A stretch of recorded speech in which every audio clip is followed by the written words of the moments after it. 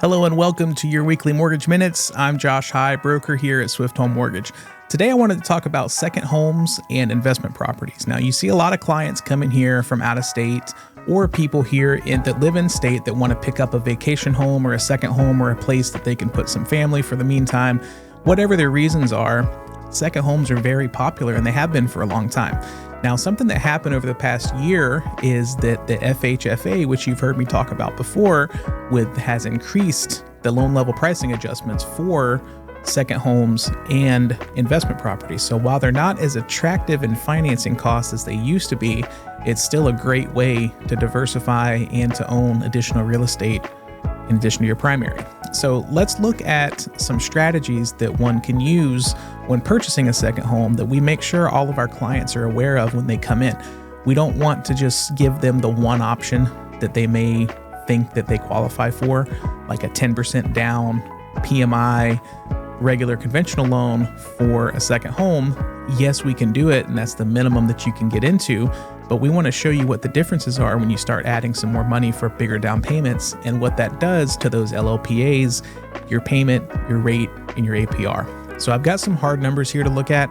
I pulled all this pricing this morning as of March 21st. So this is what we see today. We all know rates fluctuate, so this is what we have right now, picture in time. Okay, so we're going to do a $350,000 purchase scenario for a second home. The first option is going to look at 10% down.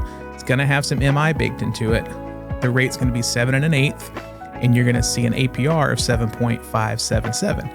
And if you can see here, when you go to a 20% down, the rate stays the same, but the APR drops. 25% down, the rate stays the same, but the APR drops again. So what does that tell us? APR is annual percentage rate, which is basically the cost of financing expressed through an interest rate. So APR on its own really does no good unless you're comparing it against different options or different loans. So you can see all in one number how much you're getting charged for financing.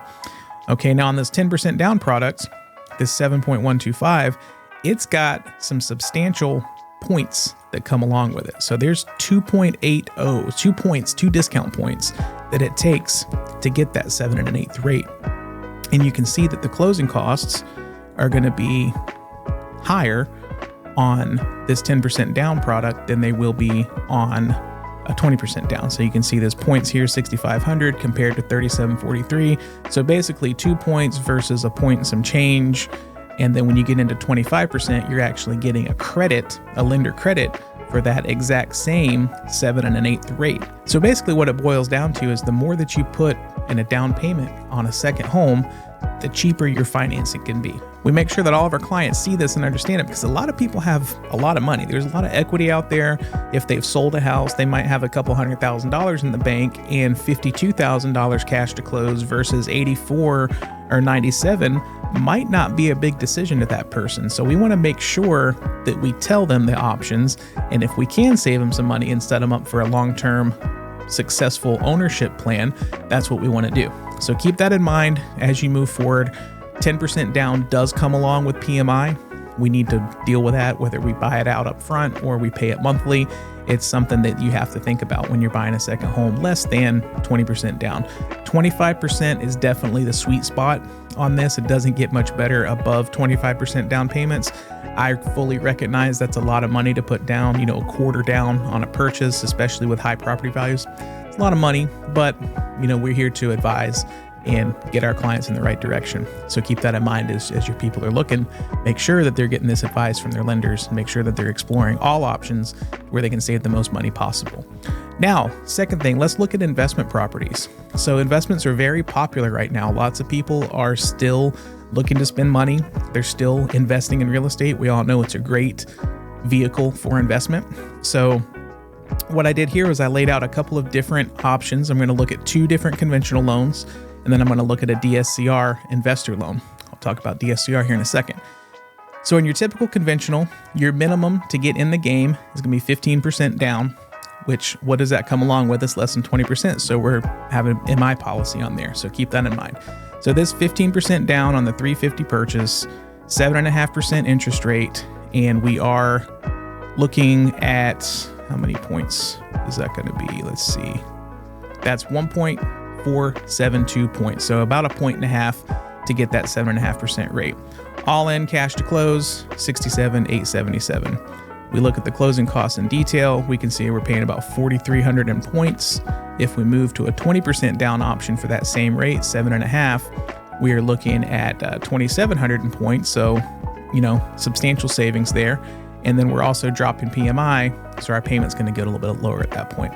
Now, if you have not heard about what we call a DSCR investor loan, DSCR stands for debt service coverage ratio. That means that basically we look at how much does it cost to pay for the property every month, taxes, insurance, HOA, all the stuff it takes to carry that home versus how much money is it bringing in rent. Through a market rent analysis, or if it's a rented out property, we have a lease and proof of rent, we can use that, and then we divide those numbers together and get the ratio, the debt service coverage ratio. The debt service coverage is the rent. So we divide those together, and if we get a 1, if they're the same and they equal each other, if we get a 1 or greater, then we're able to move ahead with a loan, and it's as simple as that. We don't have to deal with employment. We don't have to deal with income. It can be in the name of an LLC. We don't need tax returns. Lots of huge benefits to a DSCR loan when it comes to investors. On a conventional loan, we're going through that stuff with fine-tooth comb. We want to know everything about everything and anything, all your tax returns, business, leases. We want to see other properties that you might own on your tax return. Make sure that those are either making you money or losing your money. We're calculating through that.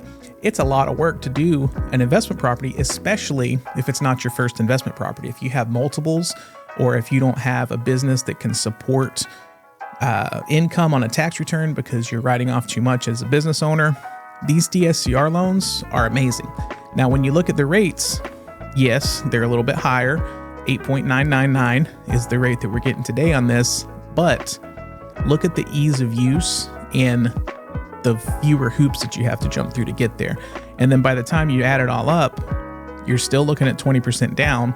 Yeah, your rate's a little bit higher, but the out-of-pocket cash is going to be about the same, because 20% is 20%. The cost of financing on DSCR is not a huge difference. It's mostly in the rate. So that's something to consider as you talk to your clients coming in and they are fighting an uphill battle trying to get a conventional investment loan approved. DSCR might be the way to go. So if you want more information about it, that's why we're here. We have a few different investors who do these DSCRs, and we've got some really good programs behind it. So I'd urge you to learn more about it if you have any investors who are out there looking who don't know about it.